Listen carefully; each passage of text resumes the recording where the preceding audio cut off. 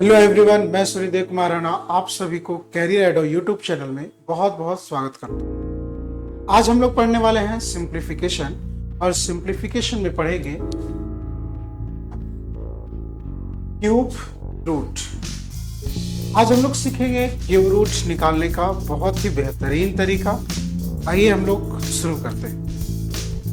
Cube root निकालना है 12,167, ये हमारा नंबर है। सबसे पहले आप इसका पेयरिंग करोगे, पेयरिंग 3 डिजिट का। यदि आपको 7 दिखाई दे तो आप उसको 3 लिखना, और यदि 3 है तो 7 लिखना। यदि 8 है तो 2 है, और यदि 2 है तो 8 है। हम ये बात कर रहे हैं यूनिट डिजिट का। जी हाँ, आप सबसे पहले यूनिट डिजिट डिसाइड करोगे।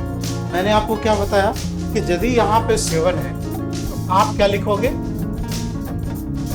और अब यहाँ पे इसका पेयरिंग कर दो। 12 के जस्ट नीचे परफेक्ट क्यूब कौन सा है? 8 है, और ये है 2 का। तो आप यहाँ पे लिखोगे 2, यानी कि हमारा आंसर हो जाएगा 23। हमारा दूसरा क्वेश्चन है 22,768। यदि आप इसका क्यूब रूट निकालना चाहोगे तो सबसे पहले आप इसका पेयरिंग करना, और पेयरिंग 3 डिजिट पहले लेकर के चलना। उसके बाद ये इसका पेयरिंग कर देना। मैंने आपको बताया था इकाई को पहले डिसाइड कर। यहाँ पे 8 है तो 2 लिख देना। मैंने आपको बताया था 8 है तो 2 है, और 2 है तो 8 है, 3 है तो 7 है, और 7 है तो 3 है। और इसके अलावा यदि कुछ भी है एज इट इज लिख देना। तो यहाँ पे 8 है तो 2 है। यहाँ तक कैलकुलेशन हो चुका है। 42 के जस्ट नीचे परफेक्ट क्यूब 27 होता है, और ये होता है 3। तो हमारा आंसर हो जाएगा 32, यानी कि इस नंबर का क्यूब रूट होगा।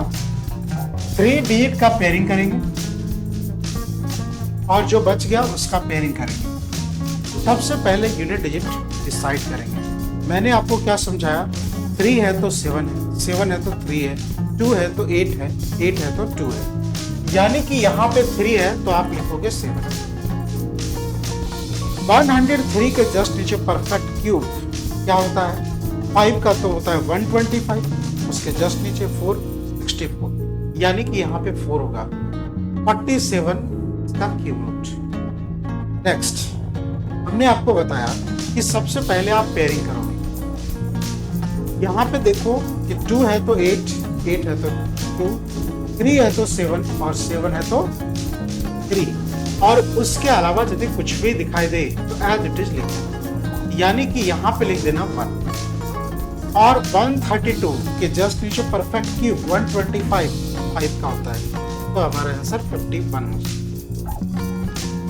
मैंने आप लोग को बताया कि सबसे पहले 3 डिजिट का पेयरिंग करना, और उसके बाद जो बच जाए। मैंने आप लोग को ये बताया कि यदि 3 है तो 7 है, 7 है तो 3 है, 2 है तो 8 है, 8 है तो 2 है, और इसके अलावा यदि कुछ भी दिखाई देता है तो एज इट इज लिख देना। 24 के जस्ट नीचे परफेक्ट क्यूब 8 होता है, और ये होता है 2 का। तो हमारा आंसर हो जाएगा 20। तो थैंक यू वेरी मच। उम्मीद करता हूँ कि आपको समझ में आया होगा।